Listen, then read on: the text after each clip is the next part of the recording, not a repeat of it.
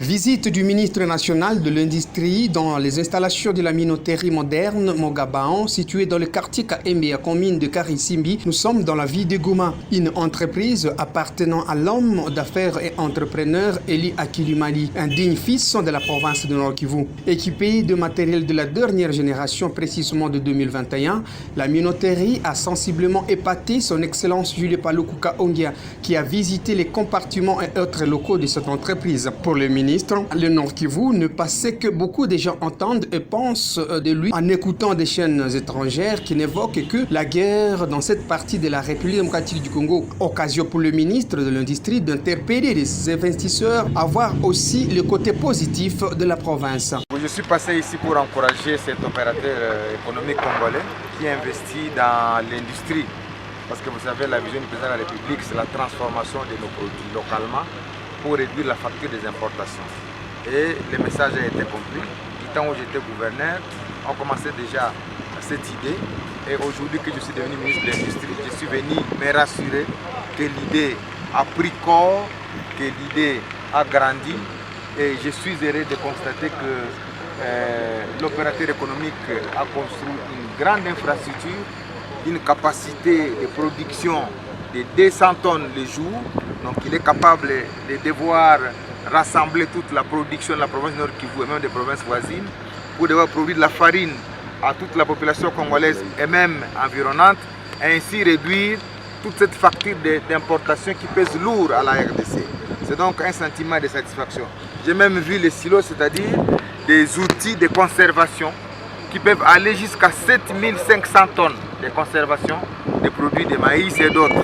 Donc cela n'a jamais été dans cette partie de la République. Je voudrais donc lancer un message à l'ensemble du peuple congolais que le chef de l'État tient à ce que le développement soit au cœur de tous les débats. Et que donc c'est là qui veulent nous entraîner dans les schémas de la guerre. Voici les images qu'ils doivent désormais voir et ainsi abandonner cette entreprise meurtrière pour que tous nous nous rangions derrière cette vision de pouvoir promouvoir le développement. Bravo à l'opérateur économique, bravo à cette initiative qui prend corps. Je rendrai compte au Premier ministre tout à l'heure avant le Conseil des ministres, mais également au Président de la République pour qu'à l'inauguration, l'un d'eux vienne voir ce que les enfants du Nord Kivu offrent pour s'aligner derrière la vision qui est la leur, mais aussi comme un message pour dire au Nord Kivu, il n'y a pas que des guerres, au Nord Kivu, il y a de très bonnes initiatives qui donnent de l'emploi et qui nous aident, qui renforcent notre économie, comme le fait notre opérateur économique ici à mes côtés. Bravo et que Dieu bénisse votre entreprise.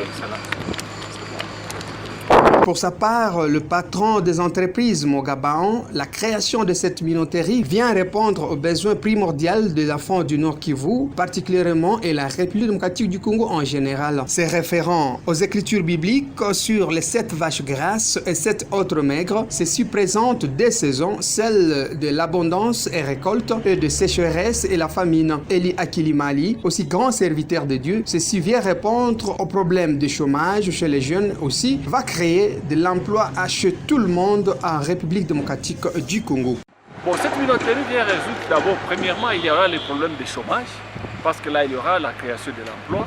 Deuxièmement, il y aura aussi l'évacuation, l'écoulement de nos produits agricoles, le maïs qui est produit dans la province de Nord Kivu, qui a toujours été exporté par les étrangers, les Rwandais comme l'Ouganda, mais désormais, les achats se feront au niveau local et les Congolais ils vont bénéficier parce qu'ils vont produire et ils vont vendre.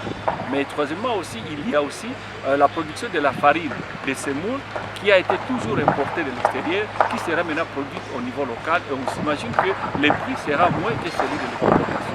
Vous avez préféré placer cette minoterie à Goma, au Nord Kivu, une ville où en fait je peux dire la province réputée rouge, parce qu'il y a trop de guerres. Vous n'avez pas eu peur de placer tous ces butés ici dans la province? Bon, le problème est que les gars ne savent pas que là où les péchés abondent, c'est là où il y a l'argent de Dieu surabonde. Donc nous savons qu'ici il y a la guerre, comme il y a la guerre, c'est là où il y a aussi la famine. Donc tu ne vas pas aller apporter cette minoterie là où les gens n'en ont pas besoin. Parce que tout simplement tu dis qu'ici il y a la guerre. Non, la guerre qui est là ne peut pas nous empêcher à investir ou à développer notre pays.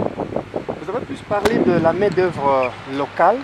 Est-ce que les enfants du Nord peuvent compter à cette usine ou à cette minoterie pour quand même s'auto-évaluer par rapport à les clients. Exactement. Nous avons donc la disponibilité des gens selon leur technicité. Donc ici, il n'y a pas question des gens qui vont venir de l'extérieur. Nous voulons utiliser les enfants congolais, les enfants de Goma, qui sont des techniciens, des enfants. Tenez, selon l'entrepreneur, la minoterie Mogabaon aura la capacité de produire 200 tonnes de farine de maïs par jour et servira à nourrir toute la population de la province Nord Kivu et celle de la République démocratique du Congo. Il n'aura plus question d'aller à l'étranger pour avoir la farine de maïs comme c'était le cas avant.